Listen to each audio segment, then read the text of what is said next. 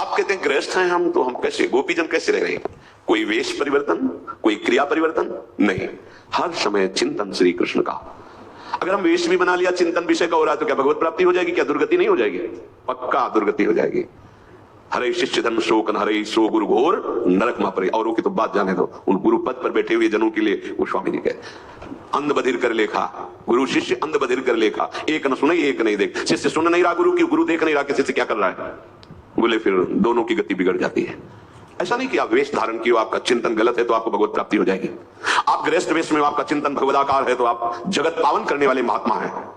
चिंतन, गोपीजन सब कार्य करते हुए चिंतन। कभी कभी ऐसी तन्मयता हो जाती थी कि क्रिया का बोध ही नहीं रहता था। क्रिया हो रही स्वाभाविक, दही बेचने जा रहे हैं, ये क्रिया है, उसका बोध ही नहीं कि मैं दही बेचने जा रही हूं। बुला रहे हैं कि कोई दही ले ले, भाव तो क्रिया का ऐसा आना चाहिए, पर वो बोल रहे हैं कोई गोविंद ले ले, कोई दामोदर। क्यों? मुरारी पादार्पित चित्तवृत्ति। तभी इन परमहंसों की पूज्या गोपीजनों के समान कोई भक्त नहीं कहा गया, कोई प्रेमी नहीं। और ज्ञान, परम ज्ञान है गोपीजनों को। गोपी गीत में पढ़ के देखो, नखल गोपिकानो, कई ऐसे श्लोक हैं जिनमें गोपीजनों को बोध है कि सर्वतंत्र आत्मा में विराजमान मेरे श्री कृष्ण ही ब्रह्म है। उद्धव, वही प्रीति अनन्य मानी जाती है जिसमें किसी और की शुद्धि न रह जाए। उपदेश कर आए थे, उपदेश देने, सुन रहे उपदेश। उद्धव सोई प्रीति अनन्य, सोई जन्म सफल, जेहि कबहू आवत नहीं सुधि अन्य। यहां दुर्दशा है, अन्य शुद्धि के सिवा और कोई शुद्धि नहीं रह गई। अन्य शुद्धि शरीर की याद, शरीर की क्रियाकलाप, शरीर के भोगों की, इसी में फंसा हुआ है। हम अपने को कहते हैं हम अमुक हैं, अमुक हैं।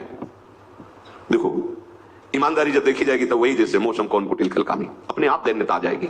ईमानदारी से देखो, वही अनन्य भक्त है जिसकी हृदय में प्रभु की शुद्धि के सिवा और कोई शुद्धि न रह जाए। जैसे एकादशी स्कंद का त्रिभुवन की राज्य लक्ष्मी देने पर भी आधे पल के लिए जो अपने प्रभु का विस्मरण नहीं करता, वही महाभागवत है। अपनी दुर्दशा देखी जाए हृदय में, क्या हम इस कसौटी पर हैं? नहीं, व्यर्थ में जी रहे हो। चलो गृहस्थ धर्म में भूल हो सकती है, लेकिन विरक्त धर्म में कैसे हो सकती है? क्योंकि हमारा तो एक ही कर्तव्य, भजन 24 घंटे निरंतर करने के लिए। बहुत बड़ी चूक है ये, ऐसी जगह गिरा देगी जो हमारा सर्वनाश जुड़ जाएगा हमारे जीवन से, सर्वनाश। बालू का बांध है विरक्त का जीवन, बालू का बांध। अगर कहीं से भी छेद हो गया तो पूरा पानी निकल जाएगा वहां से, रोक नहीं सकते। ऐसे ही पूरे जीवन की ऊर्जा शक्ति नष्ट हो जाएगी। बहुत सावधान। अन्य चिंतन ही हमारे लिए पाप है, विपत्ति है। कहे हनुमंत विपत्ति प्रभु सोई, जब तो सुमिरन भजन, हानि हरिवंश के नाम अंतर परे, लाभ हरि। ये कहां चलता है? कि आप कभी अपने से प्रश्न करो, तुम कौन हो? तुम्हारा उद्देश्य क्या है? क्या करने आए हो? क्या तुम्हारा अंदर का चिंतन है? क्या लक्ष्य है? भजन विहीन सेकंड धिक्कार हमारे जीवन को। सेकंड मिनट तो तुम बात जाने दो। ये अगर अभी अभ्यास नहीं करोगे तो फिर आप ये ना सोचो कि हमें कल्याण होना, ये सब बातें कोने पे रखी है। हमें नहीं चाहिए कल्याण, हमें चाहिए हर क्षण अपने प्रभु की मधुर स्मृति।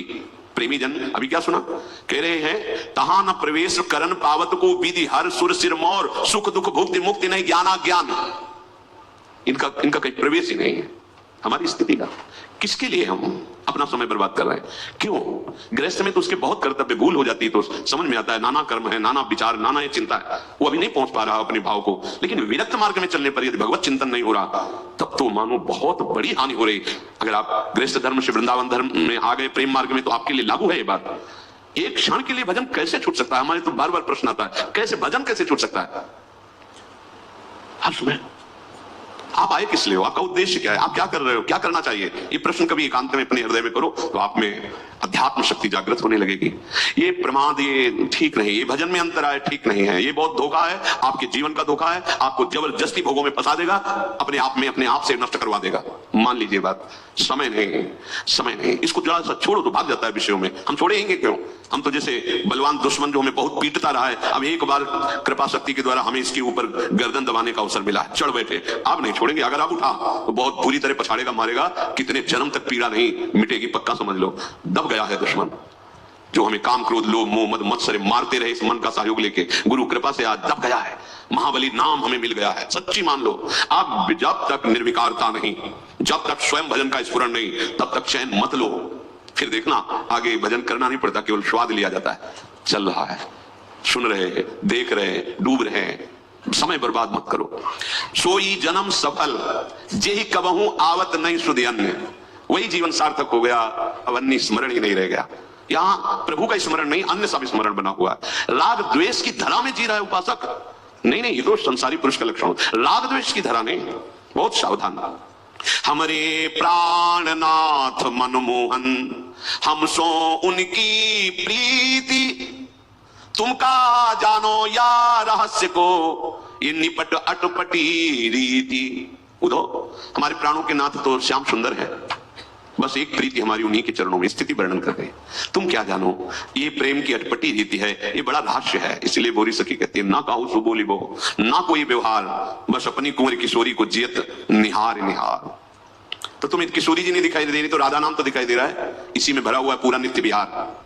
विश्वास कर लो, इसी राधा नाम में पूरा का पूरा वृंदावन का नित्य वैभव और अध्यात्म की सबसे बड़ी ऊंचाई प्रेम सब कुछ समाया हुआ। मान लीजिए, प्रार्थना मान लीजिए, आप राधा नाम को देखिए, जियत निहार निहार, और जिह्वा से उच्चारण कीजिए, फिर हमें बताना लोक परलोक की सारी चाहें और जिनको तुम जानते भी नहीं हो वो अध्यात्म शक्तियां आप में जागृत हो जाएंगी। पर हमें तो फुर्सत नहीं है विषय चिंतन से, संसारिक चिंतन से, देह सुख से, कैसे राधा नाम में हम प्रीति करें।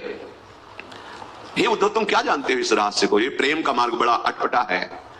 बिरह बिकल ये देह दूबरी, दीखत गत लावण्य, सुधानंद सागर ही लहरत, विकसित नित तारुण्य। ये तुम बाहर से देख रहे हो कि विरह, विकलता, शरीर कृश हो गया है, चेहरे की लावण्य हट गया है, पर तुम ये नहीं देख पा रहे कि जहां मेरा नित्य तारुण्य बढ़ रहा है, आहा, मेरा नव किशोरी रूप तुम नहीं देख पा रहे हो, जो विकसित हुआ है किससे? प्राणनाथ मनमोहन की प्रीति से, जिसमें निरंतर सुधानंद लहराता रहता है, जिसमें निरंतर मिलन है, वो तुम नहीं देख पा रहे हो। उधो कहा तिहारो जोग ज्ञान सीकर, अति तुच्छ नगण्य, कहा तुल सौंदर्य सुधारस, बारिद सुमधुर धन्य। उधो तुम्हारा ज्ञान हमारे प्रेम समुद्र के आगे एक सीकर है। सीकर कहते हैं बूंद लेके ऐसे पटको, उनमें जो कण निकलते हैं उसे सीकर कहते हैं। ये गुरु गोपी हैं। क्या कहे, तुम्हारा जो ज्ञान विज्ञान है वो हमारे प्रेम समुद्र के आगे एक सीकर है। कहां तिहारो जोग ज्ञान सीकर, अति तुच्छ नगण्य, कोई हमारे यहां गणना नहीं। ब्रज गोपी कह रहे इसकी कोई गणना नहीं तुम्हारे ज्ञान की, मैं देह नहीं हूं, मैं आत्मा हूं, तो अपना ज्ञान रखो। ये अतुल सौंदर्य है, ये प्रेम सुधारस बारिद समुद्र, ये सुमधुर धन्य कर दिया हमको, धन्य कर दिया। तुम्हारे ज्ञान की जरूरत नहीं। निरंतर भगवत स्मृति हमारे मानव जीवन का परम लक्ष्य है। बीत गया जो श्वास, जो समय, वो दोबारा तुम्हारे जीवन में नहीं आएगा।